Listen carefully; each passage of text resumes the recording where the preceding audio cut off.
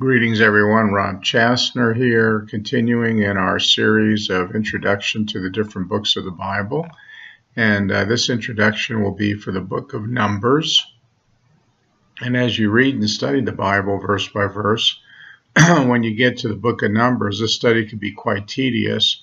The book of Numbers gets its name because there are two numberings of the soldiers for the nation of Israel. One numbering takes place at the beginning of their wilderness journey, and the second numbering takes place at the end of the book, at the end of the wilderness journey. To put the whole thing in perspective, you remember in the book of Exodus, it covered a period of time of about 1 year.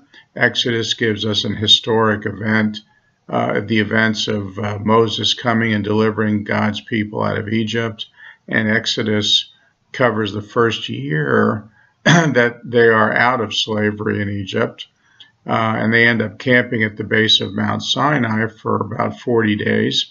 Moses goes up to Mount Sinai. He gets the 10 Commandments. He gets the blueprints for the tabernacle, and all of this takes place over a period of about 12 or 13 months. Then the book of Leviticus, that covers a period of time of about 1 month. So where we are in the history, when we get to the book of Numbers, they have been delivered from being slaves for about 13 or 14 months since their exodus from Egypt. Now the tabernacle is built, the priesthood is established, all of the sacrificial systems are set in place, and they're gearing up to head to the promised land, which God has been telling them about, the land of milk and honey. They're very excited and filled with anticipation about living in Israel and living in houses and having vineyards and orchards and so forth. And they're going to experience this wonderful way of life. It's estimated that the time travel from Mount Sinai to the promised land was about a 14-day journey, about 315 miles. And the book of Numbers is going to explain to us how this 2-week journey ended up taking 38 years. The wilderness is not where God wanted his people to live. It was a place to pass through, not a place to live. And unfortunately, the mistake that Israel made is the very same mistake that many believers make today in their lives. Israel is a picture of, or a foreshadowing of, the life of a believer. We were enslaved in sin. Jesus Christ, our Moses, so to speak, has come and delivered us by the blood of the Passover lamb, and there is a legitimate wilderness experience in the life of a believer. I come to Christ. I am a newborn babe.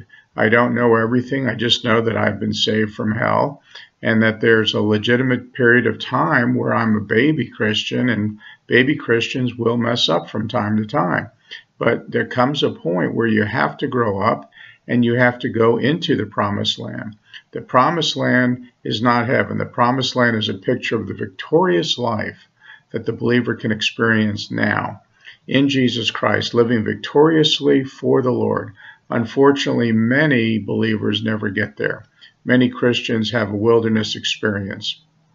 The book of Numbers is going to explain to us how God's people are kept back from the glorious place which God has prepared for them. The name Numbers is an English word that we got from the Septuagint, which is a Greek translation of the Hebrew Scriptures. The name in Hebrew is Bamidbar. Bamidbar literally means in the desert, or in the past, or in the wilderness. It's an historic account of God's people in the wilderness and all of the events that they experienced for this 38-year period. Okay, I hope this has been helpful and informative. Thank you for viewing. Good day.